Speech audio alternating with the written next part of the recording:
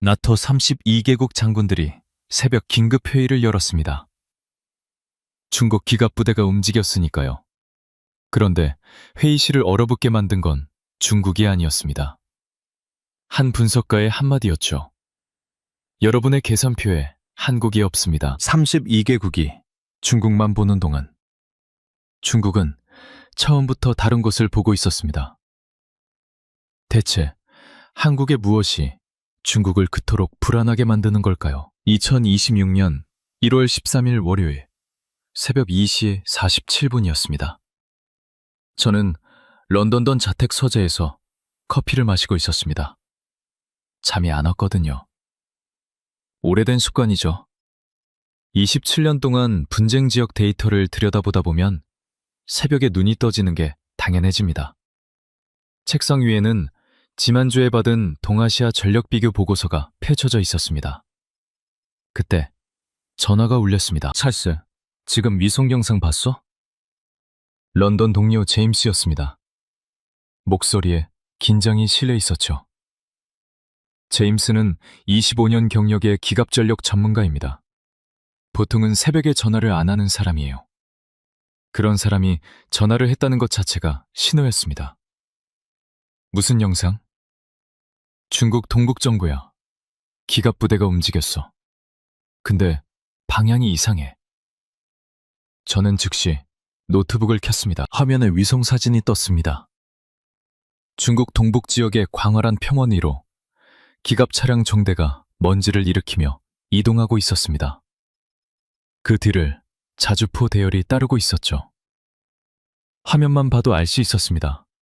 이건 순환 훈련의 움직임이 아니었습니다. 문제는 방향이었죠. 해안 방어 쪽이 아니었습니다.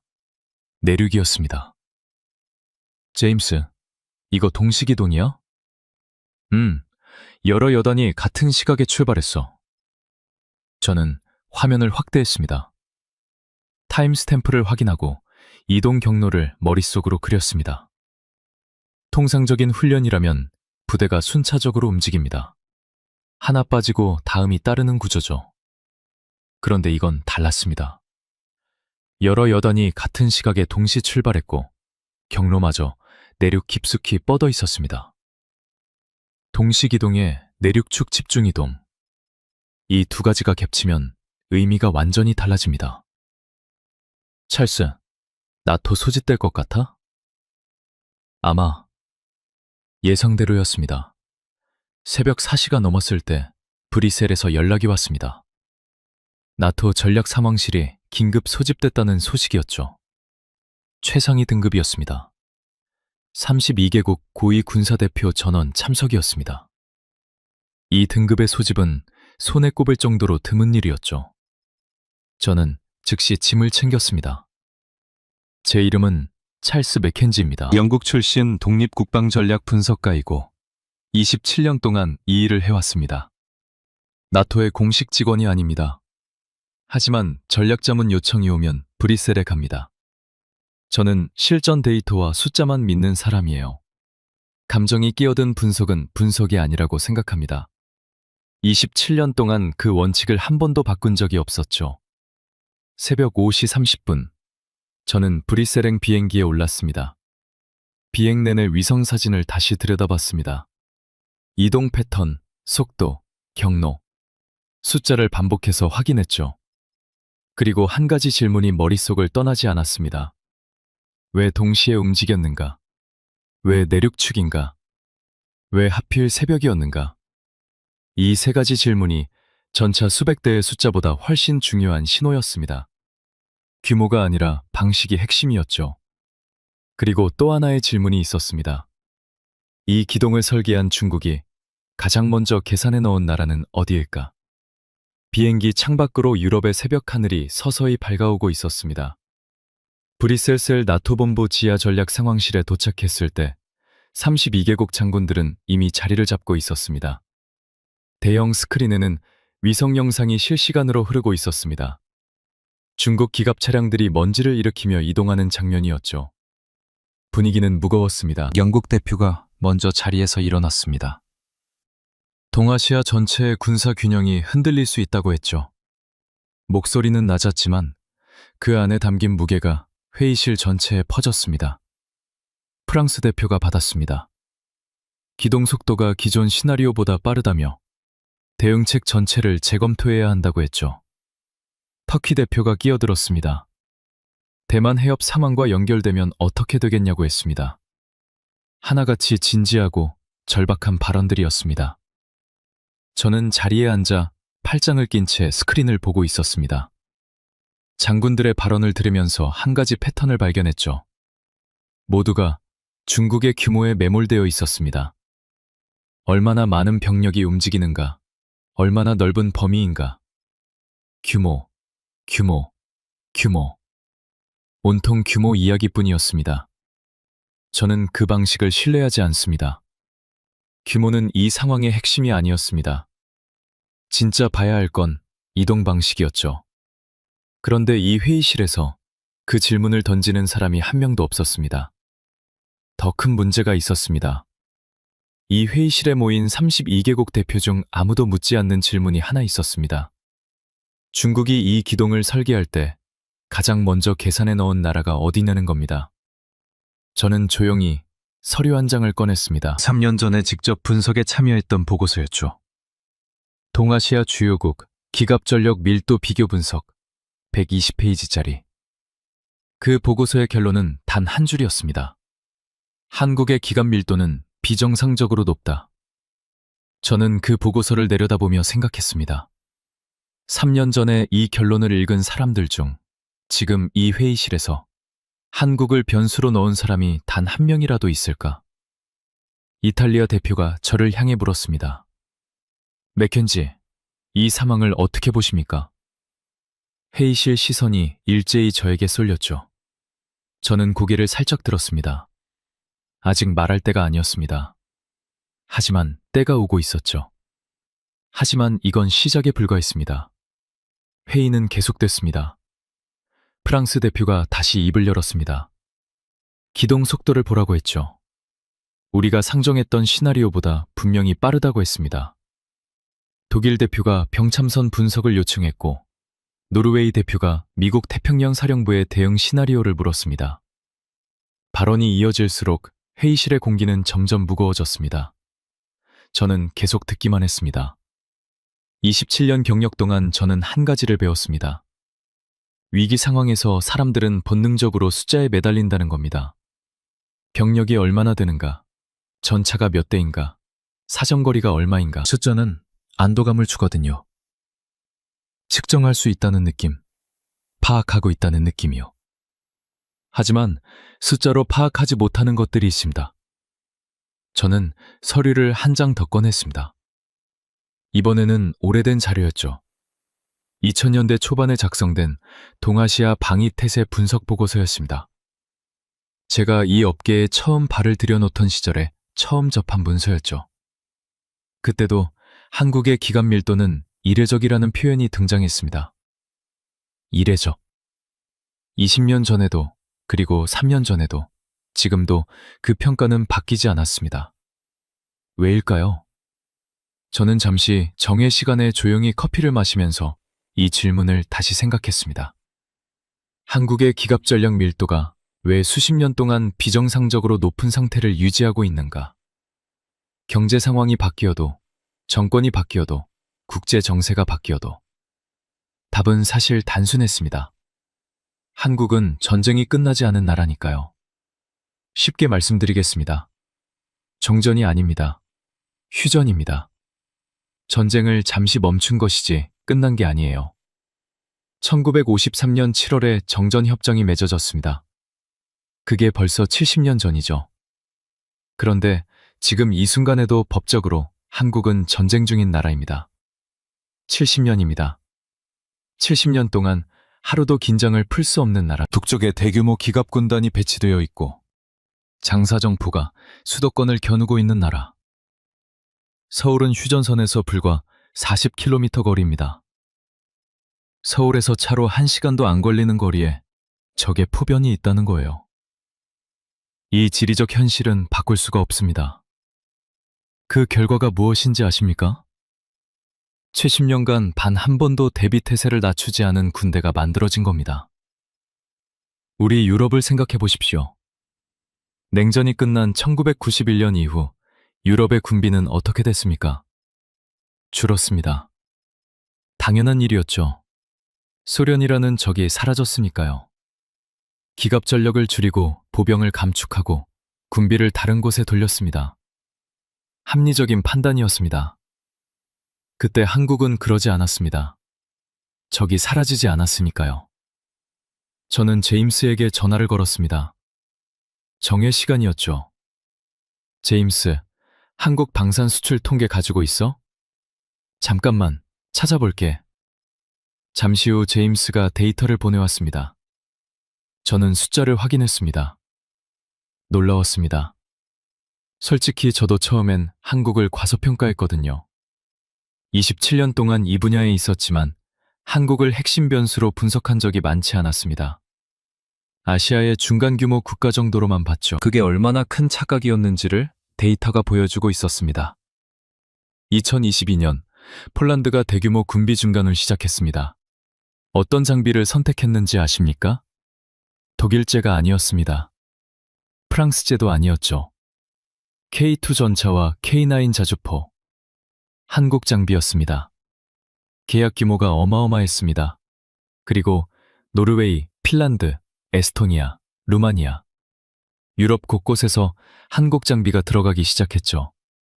왜였을까요? 성능만의 문제가 아니었습니다. 납기였습니다. 한국은 약속한 날짜에 약속한 수량을 정확히 맞춰서 인도했거든요. 유럽 방산업체들이 평균 2년에서 3년씩 납기를 지연하는 동안 한국은 약속을 지켰습니다. 왜 납기를 맞출 수 있었을까요? 70년간 전시 대비 생산 체계를 유지해왔기 때문입니다.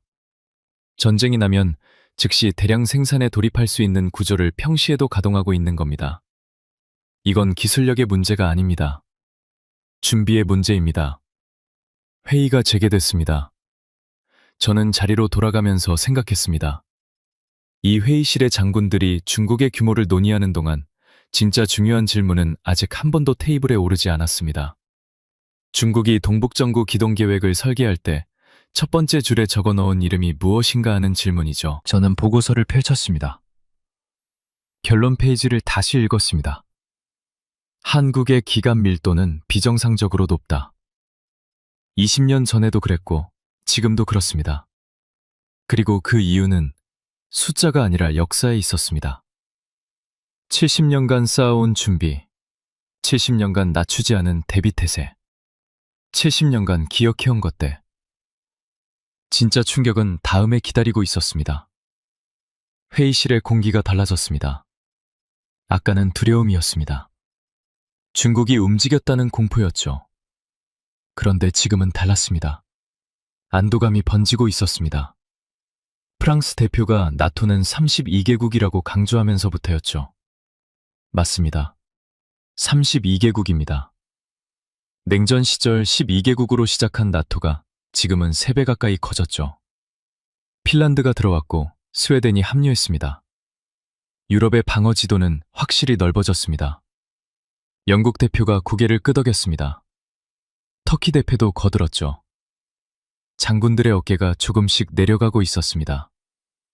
저는 그 분위기를 조용히 지켜봤습니다. 그리고 생각했습니다. 이것이 바로 문제라고.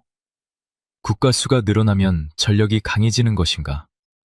아니면 회의 시간이 길어지는 것인가? 저는 속으로 계산하고 있었습니다. 32개국이 합의하고 조율하고 병력을 이동시키는 데 걸리는 시간. 최소 48시간, 상황에 따라 72시간. 분쟁 지역이 유럽에서 멀수록 더 걸리죠. 그리고 동아시아는 유럽에서 멉니다. 오전 9시 15분이었습니다. 제 노트북에 메시지가 하나 떴습니다. 싱가포르의 동료 에밀리였습니다. 에밀리는 동남아시아 안보 전문가입니다. 23년 경력이죠. 찰스, 지금 회의 중이야? 응, 브리셀. 중국 움직임 봤지? 나 지금 이상한 거 발견했어. 뭔데? 잠깐만, 정리해서 보내줄게. 2분 후 에밀리가 파일을 보내왔습니다. 중국 동북정고 기동 패턴 분석이었습니다. 저는 파일을 열었습니다. 그리고 손이 멈췄습니다. 에밀리가 발견한 것은 이것이었습니다. 중국의 이번 기동 경로가 특정 방향을 완전히 비워두고 있다는 겁니다. 마치 처음부터 그쪽을 건드리지 않기로 결정한 것처럼요. 그 방향이 어디인지 아십니까? 한반도 쪽이었습니다. 저는 즉시 에밀리에게 전화를 걸었습니다. 에밀리, 이거 확인한 거야? 3번 확인했어. 맞아. 믿기지 않네? 나도 그래. 찰스, 이건 실수가 아니야. 계획적으로 비워둔 거야. 전화를 끊고 저는 잠시 눈을 감았습니다. 머릿속에서 그림이 맞춰지고 있었습니다. 규모만 보던 장군들이 놓친 것이 바로 이것이었습니다. 중국은 기동 계획을 설계할 때 특정 방향을 처음부터 비워뒀습니다. 왜냐하면 그 방향에 있는 무언가를 이미 계산해 넣었기 때문이죠. 계산해 넣었기 때문에 건드리지 않은 겁니다. 오전 10시 정각, 회의가 재개됐습니다. 분위기는 여전히 32개국의 안도감 위에 떠 있었습니다. 폴란드 대표가 동유럽 방어선을 언급했고, 루마니아 대표가 흑해 전략을 꺼냈습니다. 모두가 유럽안을 보고 있었죠. 그 시선이 동아시아 쪽으로 향하는 사람은 없었습니다. 저는 천천히 손을 들었습니다. 의장이 발언권을 줬습니다. 저는 자리에서 일어서며 회의실을 한번 둘러봤습니다. 32개국의 시선이 저를 향했습니다. 질문 하나만 하겠습니다. 저는 장군들의 얼굴을 천천히 둘러봤습니다. 여러분의 계산표에 한국을 포함하셨습니까? 정적이었습니다. 아무도 대답하지 못했습니다. 동아시아 위기를 논의하기 위해 새벽에 긴급 소집된 나토 최고위 회의에서 한국을 핵심 변수로 계산해 넣은 사람이 단 한 명도 없었던 겁니다. 저는 말을 이었습니다. 우리는 지금 중국을 보고 있습니다. 중국의 이동 패턴을 분석하고 중국의 의도를 추정하고 있죠. 당연한 일입니다. 하지만 한 가지 빠진 것이 있습니다. 중국은 우리를 계산하지 않습니다. 회의실 공기가 미묘하게 바뀌었습니다. 중국이 기동 계획을 설계할 때 가장 먼저 계산해 놓는 대상은 따로 있습니다. 저는 스크린에 지도를 가리켰습니다. 중국 동북정고 바로 아래 한반도가 있었습니다. 한국입니다. 프랑스 대표가 즉시 반문했습니다. 한국은 나토 회원국이 아니지 않느냐고, 이 자리에 전략 논의에 포함시키는 게 적절하냐고 했습니다. 저는 고개를 끄덕였습니다. 맞습니다. 회원국이 아닙니다. 잠시 멈췄습니다. 하지만 전선 국가입니다. 회의실이 웅성거렸습니다. 저는 자리로 돌아가 앉으면서 에밀리가 보내온 파일을 다시 열었습니다. 중국이 비워둔 그 방향, 한반도를 향한 방향. 이것이 무엇을 의미하는지 장군들은 아직 몰랐습니다. 하지만 저는 알고 있었습니다. 그리고 설명해야 했습니다. 왜 중국이 그 방향을 비워뒀는지, 왜 한국이 중국의 계산표 첫 줄에 있는지, 그 답을 이 회의실에서 꺼내는 것이 제가 브뤼셀에 온 이유였습니다. 과연 무엇이 그들을 놀라게 했을까요? 회의실에 짧은 정회가 선언됐습니다. 오전 10시 47분이었습니다. 장군들이 3355 모여 이야기를 나누고 있었습니다. 저는 커피를 한 잔 들고 창가로 갔습니다. 브뤼셀의 겨울 하늘은 낮게 깔려 있었습니다. 회색 빛이었죠. 제임스에게 문자를 보냈습니다. 한국 7군단 기동훈련 데이터 있어? 30초도 안 돼서 답장이 왔습니다. 있어. 얼마나 필요해? 전부 다. 바로 보내줄게. 파일이 도착했습니다. 저는 파일을 열면서 생각했습니다. 27년 동안 수백 개의 군단 데이터를 분석해왔습니다. 유럽, 중동, 동아시아. 규모가 큰 군단도 봤고 장비가 좋은 군단도 봤습니다. 하지만 이런 데이터는 처음이었습니다. 솔직히 저도 처음엔 과소평가했습니다. 27년 경력을 가진 제가요. 회의가 재개됐습니다. 오전 19시 정각이었습니다. 위장이 발언권을 저에게 넘겼습니다. 장군들의 시선이 집중됐습니다. 아까 제가 던진 질문이 아직 공중에 떠 있었죠. 한국을 계산표에 넣으셨습니까? 그 질문에 아무도 답을 못했으니까요. 저는 스크린에 자료를 띄웠습니다. 한반도 중부를 확대한 지도였습니다. 지금부터 보여드릴 것은 한국이 70년 동안 무엇을 준비해왔는지에 대한 이야기입니다. 저는 잠시 멈췄습니다. 장군들이 집중하고 있었죠. 먼저 지형을 보겠습니다. 쉽게 말씀드리겠습니다. 한반도는 평지가 아닙니다. 산이 많습니다. 전체 국토의 70%가 산악지형이에요. 전차가 마음대로 달릴 수 있는 땅이 아닙니다. 움직일 수 있는 경로가 정해져 있죠. 이걸 기동해랑이라고 합니다. 쉽게 말하면 전차가 지나갈 수 있는 통로입니다. 한국 7군단은 바로 이 통로에 배치되어 있습니다. 그런데 중요한 것은 배치 방식입니다. 저는 도표를 한 장 넘겼습니다. 나토의 기갑전력 배치를 먼저 보겠습니다. 나토는 다국적 분산 구조입니다. 독일 일부, 폴란드 일부, 발트 3국 일부. 각국의 전력이 유럽 전역에 넓게 퍼져 있죠. 위기가 발생하면 이 분산된 전력을 한 지점으로 모아야 합니다. 시간이 걸리고 합의가 필요하고 병참이 수반됩니다. 한국은 정반대입니다. 처음부터 한 지점에 집중되어 있습니다. 모을 필요가 없습니다. 이미 모여 있으니까요. 영국 대표가 손을 들었습니다. 한 지점에 집중되어 있으면 적의 선제 타격에 취약하지 않냐고 했습니다. 밀집 배치가 오히려 위험한 것 아니냐고요. 좋은 지적이었습니다.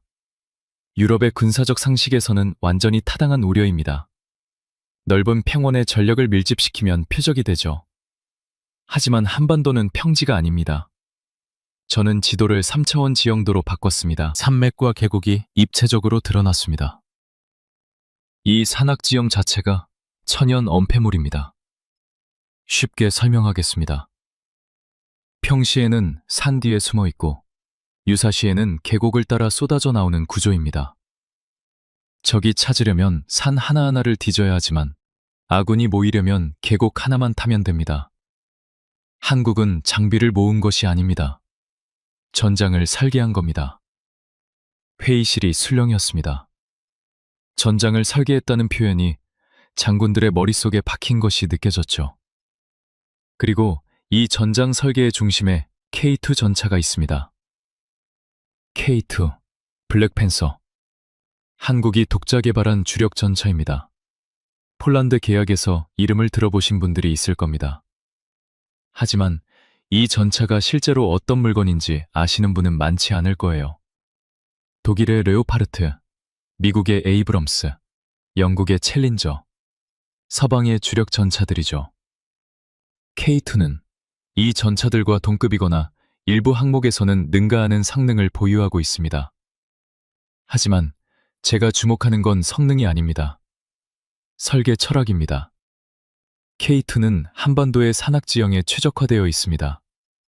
급경사 등판 능력, 하천 도하 능력, 좁은 공간에서의 선회 능력, 모든 재원이 한반도라는 특수한 전장 환경을 기준으로 만들어졌습니다. 70년간 실제 전선에서 매일같이 운영하면서 다듬어진 장비죠. 시뮬레이션이 아닙니다. 현실입니다. K9 자주포도 마찬가지입니다. 빠른 진지전환 능력이 핵심이죠. 한 지점에서 쏘고 즉시 이동하여 다른 지점에서 다시 쏘는 구조입니다. 적의 대포병 자극피하면서 지속적으로 화력을 투사하는 방식이에요. 이건 북한의 장사정포 위협 속에서 살아남기 위해 만들어진 교리입니다. 폴란드 대표가 고개를 끄덕이고 있었습니다. 볼프, 아니 맥켄지, 이제 이해가 됩니다. 우리가 K2와 K9을 선택한 이유가 단순히 가격이나 납기 때문만이 아니었다는 것을요. 저는 고개를 끄덕였습니다. 폴란드 대표가 중요한 점을 짚으셨습니다. 무기는 새 덩어리입니다. 하지만 한국은 무기를 판 게 아닙니다. 체계를 판 겁니다. 무기와 체계의 차이를 설명하겠습니다. 쉽게 말하면 전차 한 대를 사는 것과 그 전차를 어떻게 운용하는지까지 함께 배우는 것은 완전히 다른 문제입니다. 한국은 K2를 팔면서 어떤 지형에서 어떤 대형으로 기동하는지, 정비 주기는 어떻게 잡는지까지 함께 전수합니다. 이것은 70년간 휴전선에서 실제로 운영하면서 축적한 데이터에 기반한 교리입니다. 그때 제 노트북에 에밀리의 메시지가 하나 더 떴습니다. 찰스, 추가로 보낸 파일 봤어? 한국 7군단 전략 전환 촉도 데이터야. 지금 열어볼게. 파일을 열었습니다. 숫자를 확인하는 순간 제 손이 멈췄습니다. 27년 경력 동안 이런 숫자는 처음이었습니다. 회의실의 장군들은 아직 이 숫자를 보지 못했습니다. 하지만 곧 보게 될 겁니다. 하지만 더 큰 성과가 남아 있었습니다. 오전 1어빗이 43분이었습니다. 저는 에밀리가 보내온 파일을 닫고 노트북을 내려놨습니다. 아직 공개할 때가 아니었습니다. 순서가 있었거든요. 장군들이 먼저 맥락을 이해해야 했습니다. 숫자만 던져주면 의미가 전달되지 않습니다. 27년 경력 동안 배운 것 중 하나가 그겁니다. 데이터는 맥락 없이는 그냥 숫자일 뿐이에요. 저는 스크린에 새 자료를 띄웠습니다. 지금부터 숫자를 보여드리겠습니다. 회의실이 조용해졌습니다. 장군들은 숫자를 좋아합니다. 측정할 수 있는 것, 비교할 수 있는 것. 그게 군인들의 언어니까요. 먼저 기갑 밀도부터 시작하겠습니다. 쉽게 설명하겠습니다. 기갑 밀도란 단위 면적당 전차와 기갑 차량이 얼마나 집중되어 있는지를 나타내는 수치입니다. 쉽게 말하면 같은 크기의 땅에 전차가 몇 대나 있는가 하는 거죠. 저는 도표를 화면에 띄웠습니다. 세로축은 단위 면적당 기갑 전력 밀도, 가로축은 각국 이름이었습니다. 독일, 프랑스, 영국, 터키, 폴란드, 이탈리아, 그리고 맨 오른쪽에 한국이었습니다. 저는 장군들이 도표를 충분히 보도록 잠시 기다렸습니다. 숫자를 직접 읽을 필요가 없었습니다. 막대 그래프의 높이 차이가 모든 것을 말해주고 있었으니까요. 한국의 막대가 다른 나라들과 비교도 할 수 없을 만큼 높이 솟아 있었습니다. 독일 대표의 얼굴이 굳었습니다. 아까 저에게 과장 아니냐고 물었던 사람이었습니다. 지금은 과장이라는 말을 꺼내지 못하고 있었습니다. 숫자가 눈앞에 있었으니까요. 이것이 밀도입니다. 저는 천천히 말했습니다. 한국의 기갑전력 밀도는 나토 어떤 회원국과도 비교할 수 없는 수준입니다. 그리고 이 밀도가 아까 말씀드린 전장 설계와 결합됩니다. 고밀도 전력이 산악지형 속에 분산 은폐되어 있으면서 동시에 기동 회랑으로 신속하게 집결할 수 있는 구조인 겁니다. 터키 대표가 손을 들었습니다. 이 밀도를 평시에 유지하려면 엄청난 비용이 들지 않겠냐고 했습니다. 경제적으로 감당이 되는 것이냐고요? 좋은 질문이었습니다.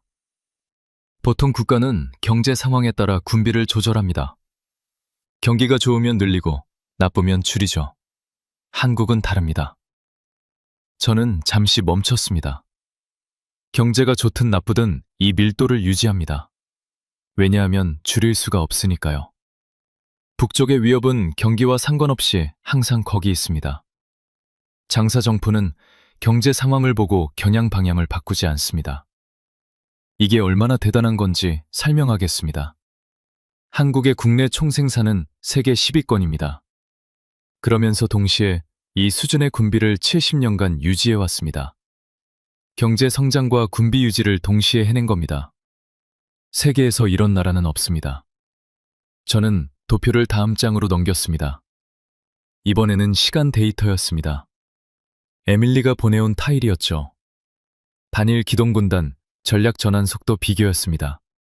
중국 집단군, 일본 자위대, 그리고 한국 7군단.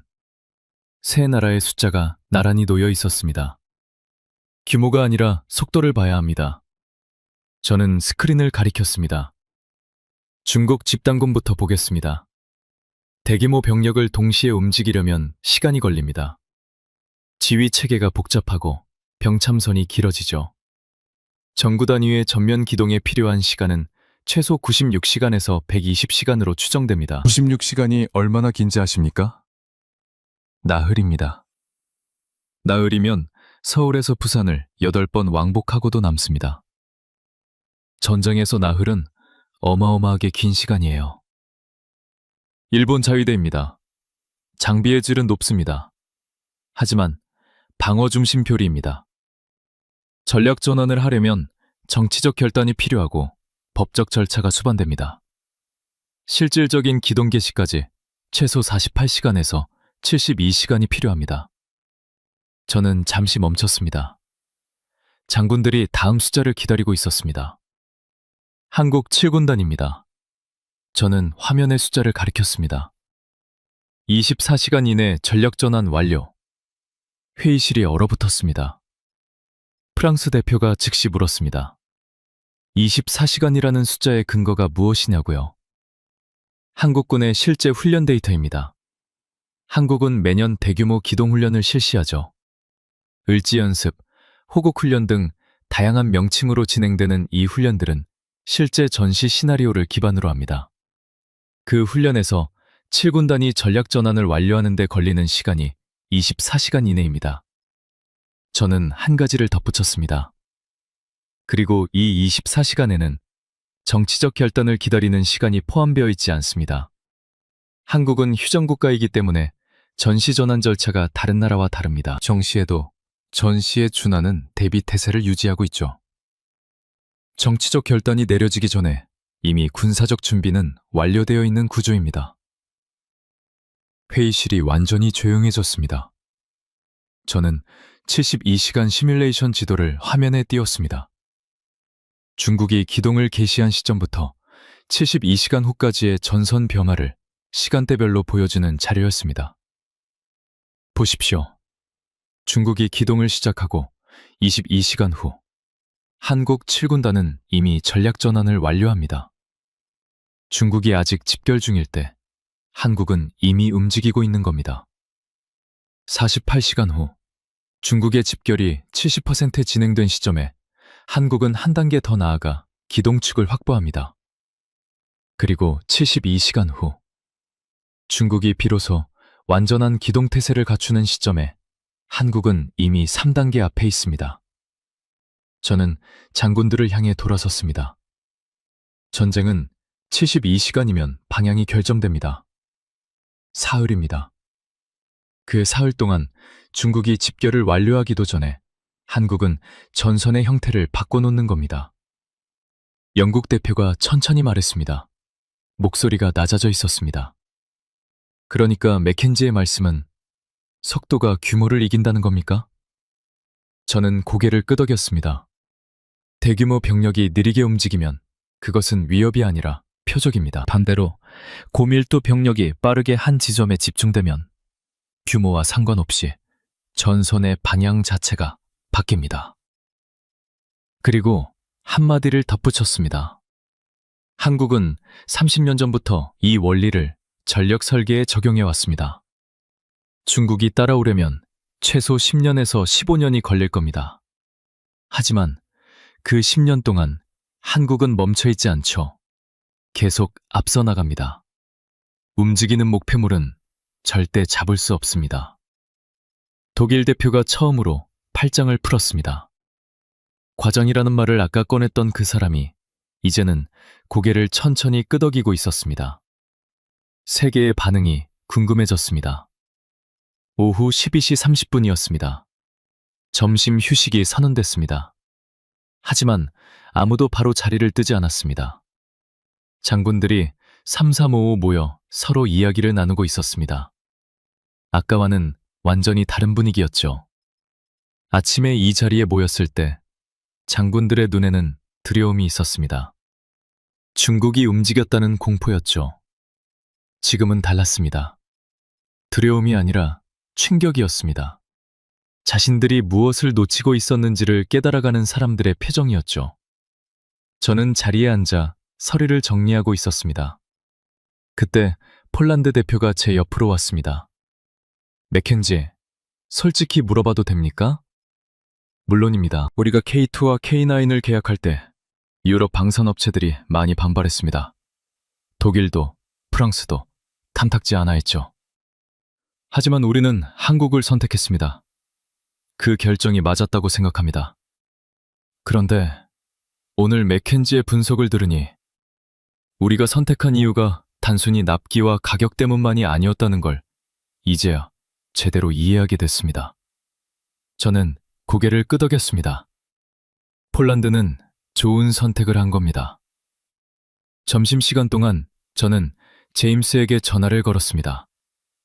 제임스, 오늘 우리 회의 내용 일부 공유했는데 밖에서 반응이 어때? 찰스, 난리 났어. 진짜야? 뭐가? 한국 7군단 분석, 24시간 전략 전환 숫자. 몇몇 분석가들이 이미 돌려보고 있어. 믿기지 않는다는 반응이 절반, 왜 몰랐냐는 반응이 절반이야. 저는 잠시 생각했습니다. 27년 경력을 가진 분석가들 사이에서도 한국 7군단은 제대로 알려지지 않은 변수였습니다. 나토 회의실에서만의 이야기가 아니었죠. 세계 방산 전문가들 사이에서도 마찬가지였습니다. 제임스, 아시아 쪽 반응은 어때? 그게 더 흥미로워. 일본 밤이성 관계자들이 이미 움직이고 있대. 한국 7군단 데이터 요청했다는 소문이 있어. 일본이? 헐, 심각하지? 전화를 끊고 저는 창밖을 바라봤습니다. 브뤼셀의 겨울 햇살이 잠깐 구름 사이로 비치고 있었습니다. 오후 2시 15분, 회의가 재개됐습니다. 분위기가 완전히 달라져 있었습니다. 아침에는 중국 위성 영상을 보며 공포에 떨던 장군들이 지금은 전혀 다른 질문을 준비하고 있었습니다. 서류를 넘기는 손이 빨라져 있었고 서로 서공거리는 모습도 보였습니다. 의장이 발언권을 저에게 넘겼습니다. 저는 스크린에 새 지도를 띄웠습니다. 세계 지도였습니다. 그 위에 붉은 점들이 대륙을 가리지 않고 찍혀 있었습니다. 이 지도를 보십시오. 한국 방산 수출국 분포입니다. 폴란드, 노르웨이, 핀란드, 에스토니아, 루마니아, 호주, 이집트, 인도, 인도네시아, 이라크. 붉은 점들이 유럽, 중동, 동남아시아, 오세아니아에 걸쳐 찍혀 있었습니다. 회의실이 술렁였습니다. 이것이 단순한 무기 장사의 결과라고 생각하십니까? 아무도 대답하지 않았습니다. 저는 그렇게 생각하지 않습니다. 무기만 좋다고 이렇게 팔리지는 않습니다. 세상에 좋은 무기를 만드는 나라는 많습니다. 미국, 러시아, 프랑스, 독일, 영국. 전통적인 방산 강국들이 수십 년간 시장을 지배해왔죠. 그런데 한국이라는 후발주자가 이 시장을 흔들고 있습니다. 왜입니까? 저는 잠시 멈췄습니다. 핵심은 세 가지입니다. 납기, 운용교리, 그리고 신뢰입니다. 납기는 이미 설명했습니다. 한국은 약속한 날짜에 약속한 수량을 정확히 맞춥니다. 유럽 방산업체 평균 납기 지연율이 2년에서 3년인 것과 비교하면 완전히 다른 세계입니다. 운용교리도 설명했습니다. 무기만 파는 게 아니라 체계를 팝니다. 70년간 실제 전선에서 축적한 데이터가 함께 따라옵니다. 그런데 마지막 하나, 신뢰가 핵심입니다. 저는 스크린을 바꿨습니다. 한국 전쟁 참전국 목록이 떴습니다. 22개국의 이름이 화면에 나열됐습니다. 1950년 한국 전쟁이 발발했습니다. 북한의 남침으로 한반도 전체가 전장이 됐죠. 그때 22개국이 한국을 도왔습니다. 미국, 영국, 프랑스, 터키, 호주, 캐나다, 네덜란드, 벨기에, 노르웨이, 덴마크, 이탈리아, 독일. 저는 화면을 가리키며 말했습니다. 이 목록을 잘 보십시오. 이 회의실에 앉아 계신 나라들이 상당수 포함되어 있습니다. 장군들의 표정이 달라졌습니다. 자국의 이름이 그 목록에 있다는 사실을 새삼 실감하는 얼굴들이었죠. 70년 전에 이 나라들이 한국을 도왔습니다. 그리고 한국은 그것을 잊지 않았습니다. 저는 다시 방산 수출국 지도로 화면을 바꿨습니다. 한국의 방산 수출국 목록을 다시 보십시오. 참전국과 상당 부분 겹칩니다. 이것이 우연이라고 생각하십니까? 회의실이 웅성거렸습니다. 저는 우연이라고 생각하지 않습니다. 한국은 기억하는 나라입니다. 70년 전에 자국을 도와준 나라들을 기억하고 있고 그 나라들이 군비를 필요로 할 때 가장 먼저 손을 내밀고 있는 겁니다. 납기를 맞추고 가격을 조정하고 교리를 전수하는 것. 그것은 단순한 사업이 아닙니다. 보훈입니다. 터키 대표의 눈이 젖어 있었습니다. 터키는 한국 전쟁에서 5,000명 이상의 병력을 보냈고 그중 상당수가 돌아오지 못했습니다. 그 사실을 터키 대표가 모를 리 없었죠. 영국 대표가 천천히 고개를 끄덕였습니다. 프랑스 대표가 낮은 목소리로 말했습니다. 아까까지의 반론 기색은 완전히 사라져 있었습니다. 맥켄지, 그렇다면 한국의 방산 네트워크는 단순한 무기 거래가 아니라 전략적 연결이라는 말씀이십니까? 저는 고개를 끄덕였습니다. 정확합니다. 한국의 K2 전차가 폴란드에서 달리고 있습니다. K9 자주포가 노르웨이에 배치되어 있죠. 핀란드, 에스토니아, 루마니아에도 한국 장비가 들어가고 있습니다. 이 나라들이 한국 장비를 쓰고 한국 교리로 훈련하고 있습니다. 이것이 무엇을 의미하는지 생각해 보십시오. 한국이 위기에 처했을 때 이 나라들은 어떻게 반응하겠습니까? 나토 헌장 5조 같은 조약이 없어도 한국과 연결된 나라들이 그 위기를 남의 일로 볼 수 있겠습니까? 회의실이 완전히 조용해졌습니다. 저는 27년 경력을 걸고 말씀드리는 겁니다. 한국은 무기를 수출한 것이 아닙니다. 신뢰를 축적한 겁니다. 그리고 그 신뢰는 어떤 조약보다 강합니다. 동맹은 조약으로 맺어지는 것만이 아닙니다. 신뢰로 연결되는 겁니다. 한국은 나토에 가입하지 않았습니다. 하지만 나토 회원국 상당수가 이미 한국의 정비를 운영하고 있죠. 이것은 조약 없는 동맹입니다. 서류 없는 연대이죠. 영국 대표가 오랫동안 침묵했습니다. 그리고 천천히 입을 열었습니다. 맥켄지, 한 가지 인정해야 할 것 같습니다. 우리는 지금까지 동맹을 조약으로만 이해하고 있었습니다. 하지만 한국이 보여주는 것은 조약 없이도 성립하는 연대입니다. 어쩌면 그것이 조약보다 더 강한 것일 수도 있겠죠. 저는 자리에 앉으며 스크린을 한 번 더 바라봤습니다. 세계 지도 위에 붉은 점들이 여전히 화면에 떠 있었습니다.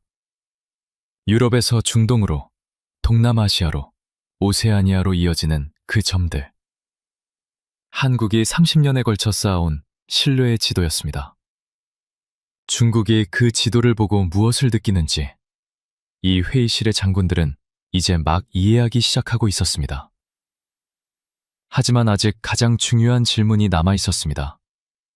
경쟁국들은 어떻게 대응할까요? 오후 3시 22분이었습니다. 회의실의 공기가 무거웠습니다.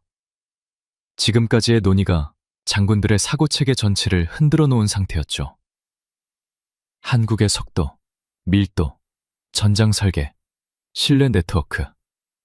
하나하나가 유럽의 장군들에게는 익숙하지 않은 개념이었습니다. 정해 시간 동안 장군들 사이에서 오가는 대화의 내용이 제 귀에도 들려왔습니다. 놀라운 분석이다. 한국을 과소평가하고 있었다. 중국의 계산이 우리 생각보다 복잡하다. 대체로 그런 반응이었죠. 하지만 저는 알고 있었습니다. 장군들의 머릿속에 아직 풀리지 않은 질문이 하나 남아있다는 걸요. 경쟁국들은 이 사실을 알고 있는가? 중국은, 일본은, 러시아는 한국의 이 전력을 어떻게 보고 있는가? 그리고 그들은 어떻게 대응하려 하는가? 저는 에밀리에게 문자를 보냈습니다. 에밀리, 중국 측 최근 동향 있어? 있어, 많아. 어디서부터 보내줄까? 전부 다. 알겠어. 근데 찰스, 이거 보면 놀랄 거야. 1분 후, 파일이 쏟아졌습니다. 저는 빠르게 훑었습니다. 그리고 속으로 생각했습니다. 에밀리 말이 맞았습니다. 놀라운 내용이었습니다. 오후 3시 47분, 회의가 재개됐습니다. 의장이 발언권을 저에게 넘겼습니다. 저는 자리에서 일어섰습니다. 지금부터 경쟁국들의 대응을 살펴보겠습니다. 저는 스크린에 새 자료를 띄웠습니다.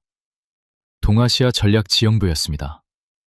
중국, 일본, 러시아, 그리고 한반도가 한눈에 들어오는 광각지도였죠. 먼저 중국입니다. 저는 잠시 멈췄습니다. 중국은 한국의 전력을 모르지 않습니다. 오히려 이 회의실의 어떤 나라보다 더 잘 알고 있습니다. 왜냐하면 중국은 한국과 이웃하고 있으니까요. 70년간 한국의 대비태세를 바로 옆에서 지켜봐온 나라입니다. 프랑스 대표가 손을 들었습니다. 그렇다면 중국이 한국을 그토록 잘 알고 있다면 왜 대응책을 만들지 않았냐고 했습니다. 저는 고개를 끄덕였습니다. 만들려고 했습니다. 그런데 문제가 있었습니다. 저는 도표를 화면에 띄웠습니다. 중국 기갑전력 현대화 연도별 투자 규모였습니다. 중국은 지난 20년간 기갑전력 현대화에 막대한 자원을 투입했습니다. 99식 전차를 개량하고 15식 경전차를 개발했죠. 규모 면에서는 세계 최대 수준입니다. 그런데 문제는 규모가 아니었습니다. 쉽게 설명하겠습니다. 전차를 많이 만드는 것과 그 전차를 실전에서 잘 운영하는 것은 완전히 다른 문제입니다. 마치 악기를 많이 가지고 있다고 연주를 잘하는 게 아닌 것처럼요. 중국은 전차는 많습니다. 하지만 실전 운영 경험이 부족합니다. 중국이 마지막으로 실제 전쟁을 치른 게 언제인지 아십니까? 1979년 베트남 전쟁입니다. 벌써 45년 전이에요. 한국은 다릅니다. 휴전선에서 매일 실전에 준하는 대비태세를 유지하고 있습니다. 70년간 하루도 빠짐없이요. 중국이 한국의 기간 밀도를 따라오려면 얼마나 걸릴까요? 저는 잠시 멈추고 장군들을 둘러봤습니다. 최소 10년에서 15년입니다. 전차를 만드는 데 걸리는 시간이 아닙니다. 실전 운용 체계를 구축하고 교리를 다듬고 병사들이 몸으로 익히는 데 걸리는 시간이죠. 이건 돈으로 살 수 없는 겁니다. 시간이 필요합니다. 독일 대표가 물었습니다. 그렇다면 중국은 지금 어떻게 대응하고 있냐고요? 두 가지 방향입니다. 저는 에밀리가 보내온 파일의 내용을 정리해서 화면에 띄웠습니다. 첫째, 우회입니다. 한국을 정면으로 상대하는 것을 피하고 있습니다. 오늘 새벽 위성 영상에서 포착된 것처럼 중국의 기동 계획은 한국이 반응하기 어려운 방향으로 설계되어 있습니다. 한국의 속도를 알기 때문에 정면 충돌을 피하는 겁니다. 둘째, 모방입니다. 중국은 한국의 방산 수출 네트워크를 분석하고 있습니다. 한국이 어떻게 신뢰 네트워크를 구축했는지를 연구하고 있죠. 그런데 문제가 있습니다. 저는 잠시 멈췄습니다. 신뢰는 모방할 수 없습니다. 쉽게 말씀드리겠습니다. 신뢰는 오랜 시간에 걸쳐 쌓이는 겁니다. 70년 전에 한국을 도왔던 나라들이 지금도 한국과 연결되어 있는 건 그 기억이 있기 때문이죠.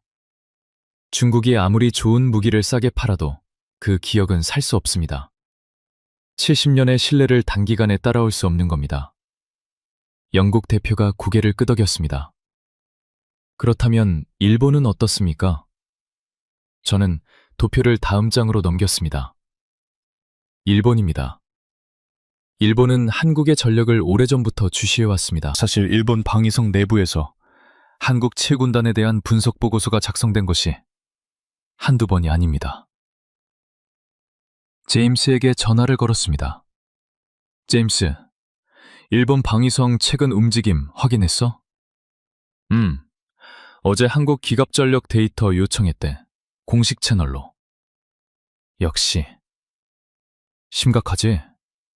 일본이 한국한테 데이터 요청하는 게 얼마만이야? 그러게.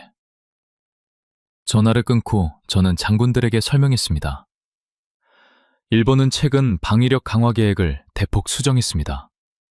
방위비를 2배로 늘리는 계획을 발표했죠.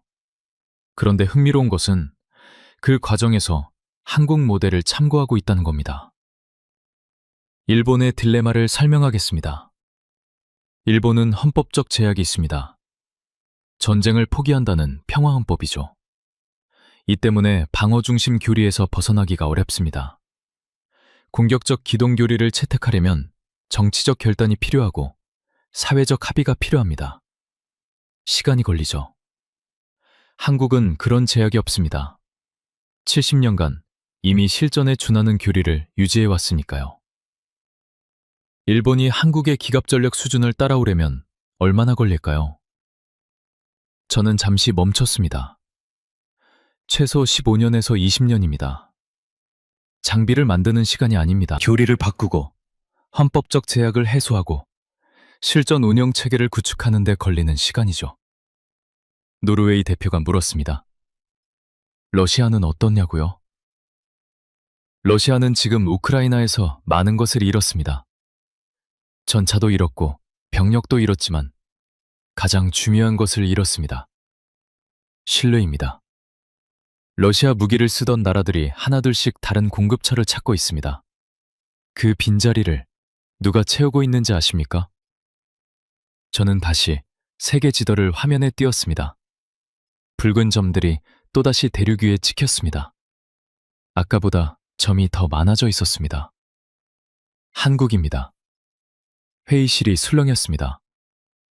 러시아의 신뢰가 무너진 자리에 한국이 들어가고 있습니다. 이집트, 인도, 인도네시아. 전통적으로 러시아 무기를 쓰던 나라들이 한국으로 눈을 돌리고 있습니다. 이 흐름은 단기간에 되돌릴 수 없습니다. 한번 신뢰가 형성되면 그 연결은 쉽게 끊어지지 않으니까요. 저는 다시 처음 화면으로 돌아갔습니다. 동아시아 전략지형도였습니다. 정리하겠습니다. 중국은 한국을 우회하려 하지만 우회할수록 기동계획이 복잡해집니다. 일본은 한국 모델을 참고하려 하지만 헌법적 제약과 시간의 벽이 있습니다. 러시아는 신뢰를 잃었고 그 빈자리를 한국이 채우고 있습니다. 프랑스 대표가 낮은 목소리로 말했습니다. 그렇다면 경쟁국들이 한국을 따라잡을 수 있는 가능성은 없다는 말씀입니까? 저는 고개를 끄덕였습니다.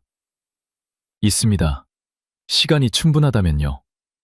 중국이 15년을 투자하면 기간 밀도는 높일 수 있습니다. 일본이 헌법을 개정하면 교리를 바꿀 수 있습니다. 하지만 그 15년 동안 한국은 멈춰 있지 않습니다. 저는 잠시 멈췄습니다. 한국은 지금 이 순간에도 기술을 발전시키고 교리를 다듬고 신뢰 네트워크를 확장하고 있습니다. 중국이 오늘의 한국을 따라잡는 데 15년이 걸린다면 15년 후의 한국은 지금보다 훨씬 앞서 있을 겁니다. 저는 마지막으로 한마디를 덧붙였습니다. 움직이는 목표물은 절대 잡을 수 없습니다. 그리고 한국은 70년 동안 단 한 번도 멈춘 적이 없습니다. 회의실이 완전히 고요해졌습니다. 독일 대표가 천천히 팔짱을 풀었습니다. 아까 과장이라고 했던 사람이 이제는 아무 말도 하지 않고 있었습니다. 프랑스 대표가 고개를 숙였습니다. 터키 대표는 여전히 스크린을 바라보고 있었죠. 32개국의 장군들이 각자의 생각에 잠겨 있었습니다. 중국이 두려운 게 아니었습니다. 중국이 두려워하는 존재를 자신들이 몰랐다는 것이 무서운 거였죠. 역사적 의미를 되새겨봐야 했습니다. 오후 4시 58분이었습니다. 회의가 마무리 단계에 접어들고 있었습니다. 의장이 시계를 확인했습니다. 새벽에 시작된 이 회의가 오후 늦게까지 이어지고 있었습니다. 예정된 시간을 훨씬 넘긴 상태였죠. 하지만 아무도 자리를 뜨지 않았습니다. 32개국의 장군들이 전원 착석한 채 마지막 발언을 기다리고 있었습니다. 의장이 저에게 마무리 발언을 요청했습니다. 그때 영국 대표가 먼저 선을 들었습니다. 맥켄지, 마지막으로 한 가지만 묻겠습니다. 목소리에 아침과는 완전히 다른 무게가 실려 있었습니다. 더 이상 반문이나 의문의 톤이 아니었죠. 진심으로 답을 구하는 사람의 목소리였습니다. 오늘 많은 것을 보여주셨습니다. 한국의 속도, 밀도, 신뢰 네트워크, 전장 설계, 경쟁국 대응까지 모두 추격적이었고 동시에 설득력이 있었습니다. 하지만 저는 결론을 듣고 싶습니다. 중국이 실제로 움직일 경우 우리가 가장 먼저 계산해야 할 변수는 무엇입니까? 회의실의 시선이 일제히 저에게 쏠렸습니다. 32개국의 장군들이 한 사람의 입을 바라보고 있었죠. 이 회의가 시작된 이후로 가장 무거운 순간이었습니다. 저는 천천히 자리에서 일어섰습니다. 서두르지 않았습니다. 서류를 가지런히 정리하고 스크린 앞으로 걸어갔습니다. 이번에는 자료를 띄우지 않았습니다. 빈 화면 앞에 서서 장군들을 바라봤습니다. 오늘 많은 이야기를 했습니다. 한국의 속도에 대해, 밀도에 대해, 전장 설계에 대해, 신뢰 네트워크에 대해 말씀드렸죠. 하지만 마지막으로 한 가지만 더 말씀드리겠습니다. 저는 잠시 멈췄습니다. 한국이 진짜 무서운 이유에 대해서입니다. 회의실이 완전히 조용해졌습니다. 지금까지 말씀드린 것들은 모두 군사적 분석이었습니다. 숫자와 데이터에 기반한 이야기였죠. 전차의 밀도, 기동 속도, 전략 전환 시간. 저는 이런 것들을 분석하는 사람이고 그것이 제 전문 분야입니다. 27년 동안 그것만 해왔죠. 하지만 군사력만으로 무서운 나라가 되는 것은 아닙니다. 저는 잠시 멈추고 장군들의 얼굴을 천천히 둘러봤습니다. 세계의 군사력이 강한 나라는 많습니다. 핵무기를 가진 나라도 있고 항공모함을 여러 척 운영하는 나라도 있죠. 순수한 화력으로 따지면 한국보다 강한 나라는 존재합니다. 그런데 왜 중국은 그 나라들보다 한국을 먼저 개선합니까? 아무도 대답하지 않았습니다. 화력 때문이 아닙니다. 전차 수량 때문도 아니죠. 중국이 한국을 가장 먼저 개선하는 진짜 이유는 한국이라는 나라가 가진 구조 전체 때문입니다. 저는 스크린에 지도를 하나 띄웠습니다. 한국 전쟁 참전국 목록이었습니다. 22개국의 이름이 화면에 나열됐죠. 1950년 한반도가 전장이 됐을 때 22개국이 한국을 도왔습니다. 조약이 있어서가 아니었습니다. 그 나라들은 자발적으로 병력을 보냈습니다. 자국의 젊은이들을 지구 반대편 전장에 보낸 겁니다. 왜 그랬겠습니까? 이익 때문이 아닙니다. 옳다고 생각했기 때문이죠. 터키 대표의 눈이 다시 붉어지고 있었습니다. 터키는 한국 전쟁에서 5,000명 이상의 병력을 파견했고 수백 명이 전사했습니다. 그 기억이 70년이 지난 지금도 터키 군인들의 가슴속에 남아 있었죠. 한국은 그것을 기억하고 있습니다. 70년이 지난 지금도요. 저는 다시 세계 방산 수출국 지도로 화면을 바꿨습니다. 한국에는 참전국 기념관이 있습니다. 22개국의 이름이 새겨져 있죠. 매년 기념행사가 열리고 참전 용사들이 초청됩니다. 세대가 바뀌었지만 기억은 바뀌지 않았습니다. 그리고 한국은 그 기억을 행동으로 보여주고 있습니다. 참전국들이 군비를 필요로 할 때 가장 먼저 선을 내밀고 있죠. 납기를 맞추고 가격을 조정하고 교리를 전수하는 것. 이것은 사업이 아닙니다. 보훈입니다. 회의실에 묵직한 감정이 퍼지고 있었습니다. 저는 말을 이었습니다. 여러분, 강한 나라는 많습니다. 군사력이 강한 나라, 경제력이 강한 나라, 기술력이 강한 나라. 세상에 강한 나라는 넘쳐나죠. 그러나 기억하는 나라는 드뭅니다. 70년 전에 받은 도움을 잊지 않고 70년 후에 그것을 되갚고 있는 나라. 그런 나라가 세계에 몇이나 되겠습니까? 저는 잠시 멈췄습니다. 강한 나라보다 기억하는 나라가 더 무섭습니다. 회의실이 완전히 고요해졌습니다. 저는 마지막 이야기를 시작했습니다. 오늘 아침 이 회의가 시작됐을 때 우리의 걱정은 중국이었습니다. 중국이 움직였다. 동아시아가 흔들린다. 우리는 어떻게 대응해야 하는가? 그것이 의제였죠. 하지만 지금 이 회의실에서 우리가 마주하고 있는 진짜 질문은 다릅니다. 우리는 정말로 세계를 제대로 보고 있었는가?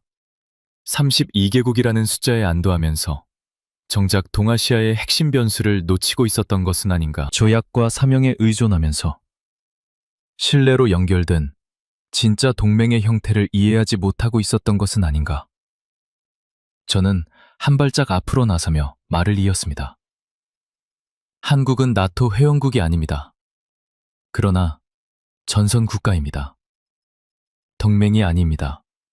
그러나 계산해야 할 변수입니다. 가입하지 않았습니다.